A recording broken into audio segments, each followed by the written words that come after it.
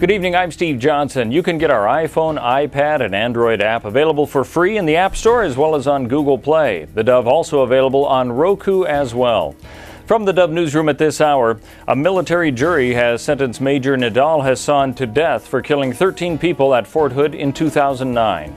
Hasan has said the attack on unarmed soldiers was motivated by a desire to protect Muslim insurgents fighting in Iraq and Afghanistan. Hasan could become the first American soldier executed in more than half a century, but because the military justice system requires a lengthy appeals process, years or even decades could pass before he is put to death.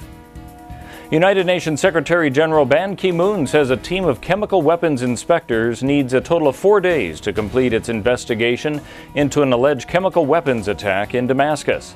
Ban said today the team had completed a second day of investigations at a site in a suburb of the Syrian capital of Damascus. His plan is for them to conclude their work for 4 days, after which they will analyze their findings and send a report to the Security Council. Ban's comments come as Washington and its allies appear to be preparing for a punitive military strike on the Assad regime, which it blames for the purported attack. The Coquille Indian tribe is continuing its efforts to build a casino in the Medford area after an opposition to the plan.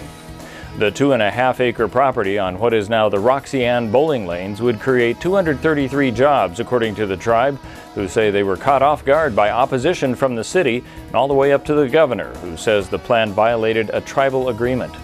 Currently, a 2-year federal process to possibly construct the casino is in a hearing stage, and a tribal spokesperson says it's their view the property would be labeled as that of a sovereign nation. Economists are projecting a slight decrease in state revenue during the 2-year budget cycle that began last month. Oregon's Office of Economic Analysis said it expects the general fund to collect about $40 million less than originally forecast.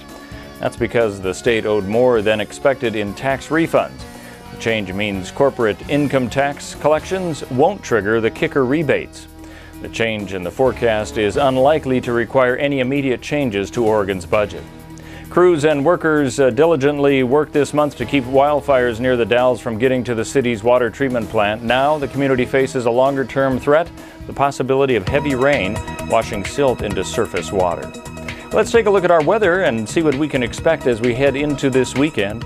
For Medford and Grants Pass, a chance of partly cloudy skies tonight, a low of 62, partly sunny Thursday and Friday, high tomorrow of 88, 89 on Friday.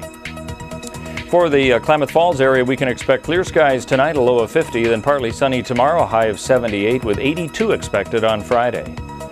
As we look to the coastal area, that's where the rain might be coming tonight, a low of 58, a chance continuing tomorrow and Friday, 72 the high tomorrow, 71 on Friday with a low somewhere in the mid to upper 60s. And for the Northern California area and Wairika, cloudy skies expected tonight, a low of 57, 85 degrees and partly sunny tomorrow with a slight rise in temperature, 88 degrees and partly sunny on Friday. And that's a look at news and weather. You are up to date with the very latest news right here on the Dove.